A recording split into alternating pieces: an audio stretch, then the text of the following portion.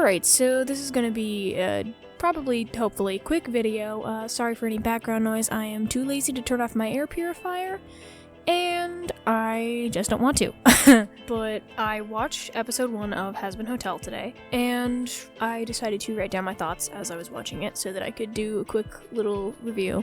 Just because it's something that I've been thinking about for a while. Just because, well, I want to preface it by saying I watched the pilot when it first came out. I was really into Vivzi's Die Young music video back when that was a thing, to the point where, like, that was what I knew her for. I didn't know anything about Hazbin until, like, until I think about when the pilot came out even, or somewhere around there, maybe a couple months before. But I was really, like, influenced by her style, and I really liked her when I was, let me see, how old was I? I was, 2019? So I was a freshman, I think, around when the pilot came out, if it's what I'm thinking it is. I know I was a freshman around the time I designed my character that looks vaguely Vivzi-esque. I draw him in whatever Doodles I was doing in this little thing at some point in her style, and it's eerily similar how he looks like Alistair if I try to replicate her style, which makes me feel a little sad. Where was I going with this? Oh yeah, but I just wanted to do like a quick little review thing of the first episode. I might do more of the rest of the series when I eventually watch it. But I just wanted to do this because I personally view it from a standpoint of, I'm not sure what is and is not true about the drama that went down with Vivzi a while ago and Spindle Horse in general, but I do still enjoy her art style, and I enjoy the concepts of the shows that she produces. I have been actively watching Hell of a Boss. I enjoy it, despite its flaws, and I acknowledge its flaws, but I also acknowledge that there is a great tip of the scales on either spectrum of the hardcore Vivzi Pop stans and the hardcore Vivzi Pop haters, where both sections are very vocal and very not, what's the word I'm looking for? Not productive. See, when people give criticisms of a lot of Vivzi Pop stuff, it's not worded in a way that leaves it open to any sort of discussion. It's not worded in a way that, to me, as someone who can put myself in the mind of, if I got this said to me about my art, would I take it, like, as criticism, or would I take it as just someone being aggressive and rude? Because a lot of the stuff that I see for Viv is, like, people being like, hey, your stuff sucks. And it sucks because I don't like it, and it sucks because of maybe such and such reason, but it's like a vague reason. And it's like, I wrote down some stuff about some specifics later, but it just really gets on my nerves how much people have said to Vivian on social media that has been, like, outwardly attacking and aggressive in tone, to the point where, yes, I know that she, like, needs to hear some of these criticisms, but I feel like she won't hear them in all of the noise that surrounds them. So, on the off chance that anyone from Spindle Horse does watch this, hi, hello, the animation that you guys make is incredible, love it, wonderful, and also, I am not trying to attack anyone over there for any reason at all. Okay, so I wanted to find the post I made about this sometime last year on my Tumblr blog, but I couldn't. I spent like 20 minutes looking for it, and the Tumblr search function is doo-doo garbage, so I just gave up. But essentially, what I had said in the post was a lot of people who criticize Vivian's work, criticize in quotes, because it's people just being like, this is garbage and it's so bad, and like anyone who would like this or make this should kill themselves. You have to remember that it's not just Vivian, it's also an entire team of people, because it's Spindle Horse. Obviously, it's like Vivzi Pop's original ideas and stuff, but she has people helping with pretty much every aspect of the show, obviously, especially now that it's been picked up and she has like her studio that she made working on it. So when you're being like overly mean criticizing Vivian, you're also criticizing all of the other animators and designers and like just everyone working on it. And I feel like a lot of people like to dogpile on Vivian, and they either don't know, don't care, or don't acknowledge the fact that it's not just her stuff. So yeah, tangent aside. I do have some, like, critiques of the work, obviously, because you should be critical with media that you consume, even if you love it. I always am, but I don't mean anything that I say to come off as an attack, and I hope that this could help reword some of the more valid critiques of the work that I have seen, and that I personally, as someone who is working on trying to write scripts and do animated stuff, hopefully soon, if I can get them finished. In the future, I hope it's just like from one creative mind to another. I hope it's more palatable critique than all of the yelling that seems to happen on Twitter. Sorry, X. God, I hate that so much. Anyways, back to my actual thoughts on the show. This stuff is more scripted out, but I will be still, like, just talking. So this video is just a lot of me talking. Sorry if you hate that. You can leave. So my expectations going in were a bit low just because I was worried about the voice actor transition. I was a little scared specifically for, like, Angel and Husk, who had very specific voices. Honestly, I feel sad saying this. I forgot what the original Vaggie and Charlie honestly sounded like.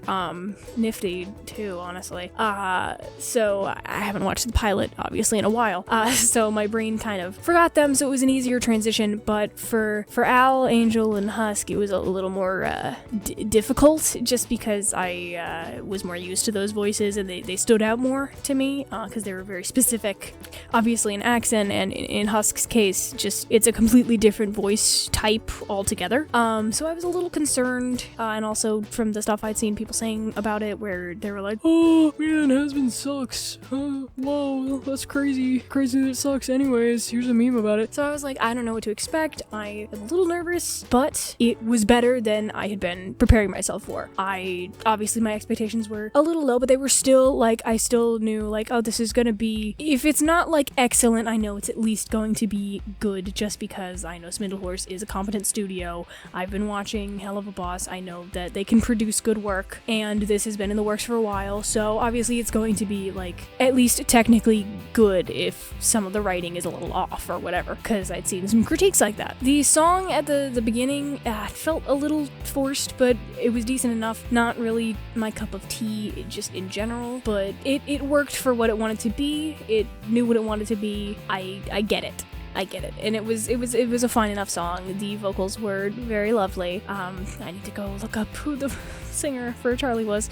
But yeah, it was good. I liked it. The part with the two demons lading the tramping the guy's intestines made me nose breathe. That was pretty funny. The voice acting and singing, like I said, is good, although I do prefer Angel and Husk's original voice actors to these ones. Nothing against the new VAs, it's just a more prominent difference. Like, specifically for Angel, it's like he's almost the same, but something is just like, something about the accent feels off. And that's probably just because it's a different guy, it's a different voice, it's whatever. It's not that big a deal, and Husk is just like a crazy transition, because I was working, still am, I need to re-record that, but I am doing voice lines for a gender bent version of Husk for something, and so I'm just very used to having studied his voice being like the gruff, like low, kind of this kind of accent, you know. So I'm more used to that, so it just really caught me off guard. It's a little distracting, but I'm sure I'll get used to it. I'm sure everyone will get used to it. And obviously, the guy's really talented. So, like, again, nothing against the new voice actors. They're still, like, very talented people, very good. The voice acting is very well done. It's just obviously different, you know? Anyways, I'm glad that the story is taking place after the pilot and not reintroducing us to the characters, because that was a big critique about the original pilot. It took way too much time introducing all of these different characters, and it was like, whoa, sensory overload. But, you know, it worked for the pilot because it was just the pitch, you know? Although in the first episode, it does have some subtle introductory stuff about the different characters that works in case someone hasn't seen the pilot, which I think is pretty nice, because, you know, obviously there's going to be some new folks coming in to watch it, and they're not going to know about the pilot, or they're not going to bother to watch it. So, yeah, the animation is expectedly very good, and I do enjoy the colors. Yeah, it's a lot of red, but, you know, it's hell. The use of reds for hell and blues for heaven gives a nice visual contrast between the two, and the shared yellow is also a nice connector between the two worlds. There are some designs that use other colors, like some people tend to either ignore or gloss over, although I do acknowledge that it makes those stick out more than,